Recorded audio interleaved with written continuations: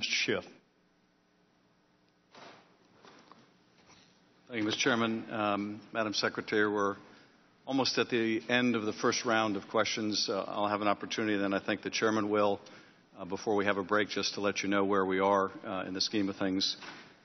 So I want to take a moment to think about what we've covered in this first round. In particular, comment on where this began with the Chairman's statement. The Chairman said at the outset of the hearing that the American people were entitled to the truth about what happened in Benghazi, the truth about the security there, the truth about what happened after the attack. The implication of this, of course, is that the American people don't know the truth, that this is the first investigation we've ever had. The reality is we've had 8 investigations. We've gone through this endlessly. And if you just look at the documentary record, we have the ARB report. We have the report of the Armed Services Committee led by Republican Buck McKean, which debunked the stand-down order allegation. We have the report of the Committee on Government Reform. We have the report of the Senate Homeland Security Committee. We have the report of the House Foreign Affairs Committee. We have the GOP Conference's own report. We have the report of the Intelligence Committee, on which I serve. Now, bear in mind, these aren't with their accompanying exhibits or the classified stuff, because it would be up through the ceiling if I included them. This is the report of our committee. This is what $4.7 million of taxpayer money buy you. This is what 17 months of investigation have shown. Now, the Chairman said, and he's a very good lawyer and a good former prosecutor. We have a lot of former prosecutors here on the panel. He gave you a great recitation of the number of witnesses and the number of documents. There are too many good prosecutors on this panel not to know that when a lawyer describes the metrics of the success of an investigation by the sheer number of people they've talked to or the volume of documents, but says nothing about the substance of what they've learned, that there's a problem.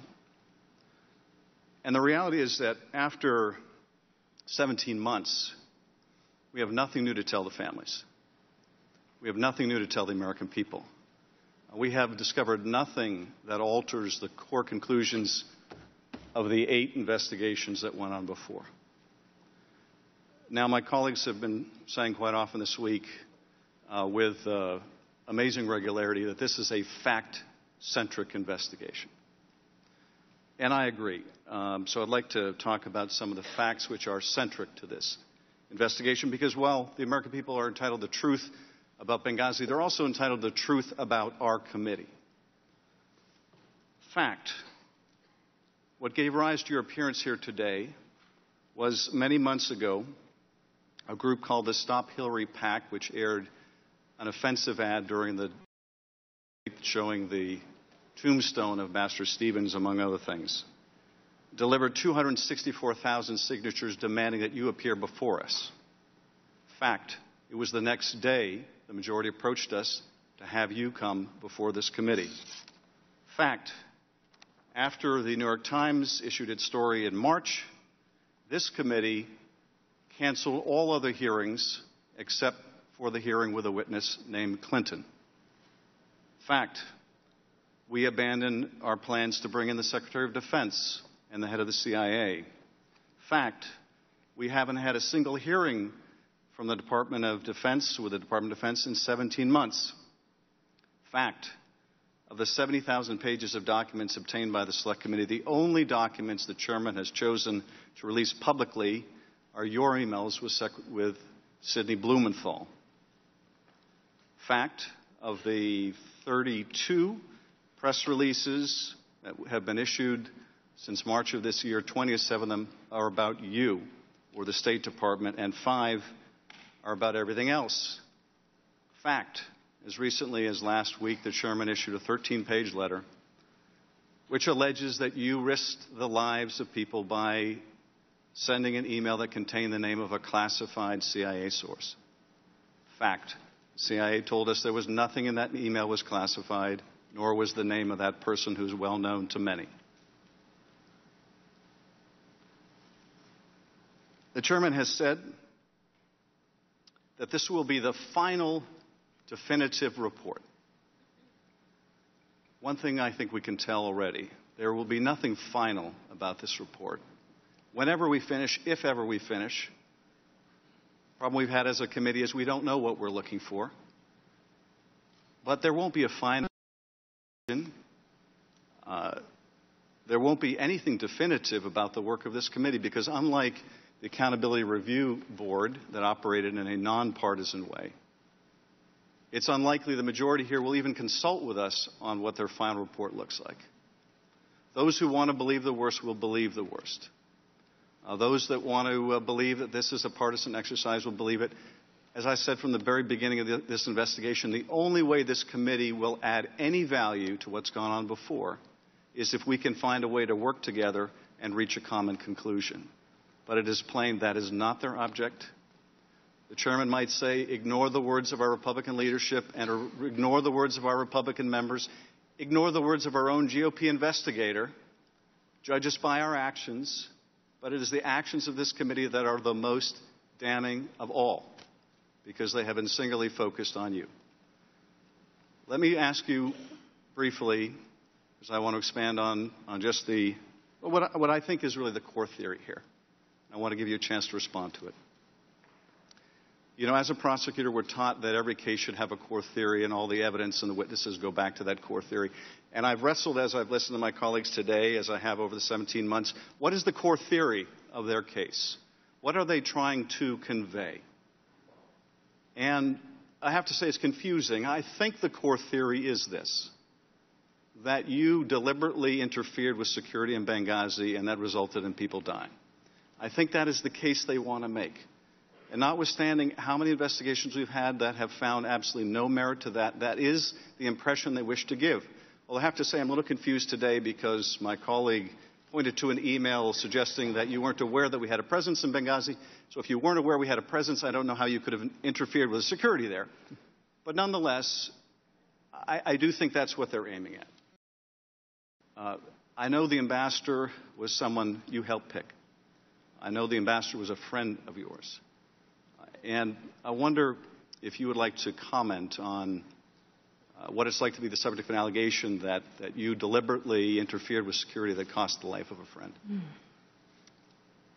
Well, Congressman, it's a very personally painful accusation. It has been rejected and disproven by nonpartisan, dispassionate investigators, but nevertheless, having it continued to be bandied around is deeply distressing to me.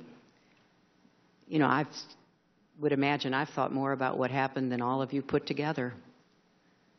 I've lost more sleep than all of you put together. I have been racking my brain about what more could have been done or should have been done.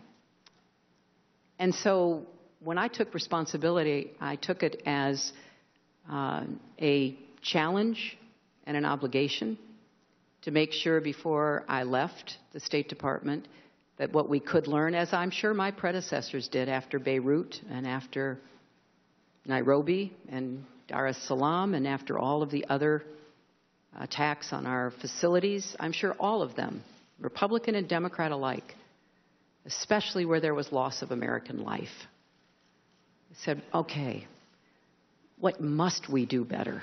How do we protect the men and women that we send without weapons, without support from the military into some of the most dangerous places in the world? And so I will continue to speak out and do everything I can from whatever position I'm in to memory of those we lost and to work as hard as I know to try to create more understanding and cooperation between the State Department, our diplomats, our development professionals from USAID, and the Congress, so that the Congress is a partner with us, as was the case in previous times. I would like us to get back to those times, Congressman. You said Beirut, we lost far more Americans, not once but twice within a year. There was no partisan effort. People rose above politics. A Democratic Congress worked with a Republican administration to say, what do we need to learn? Out of that came the legislation for the Accountability Review Board. Similarly, after we lost more Americans in the bombings in East Africa, again, Republicans and Democrats worked together. Said, what do we need to do better? So I'm an optimist, Congressman. I'm hoping that that will be the outcome of this and every other effort, so that we really do honor not only those we lost, but all those who, right as we speak, are serving in dangerous places, representing the values and the interests of the American people. Thank you, Madam Secretary. Gentleman from California yields.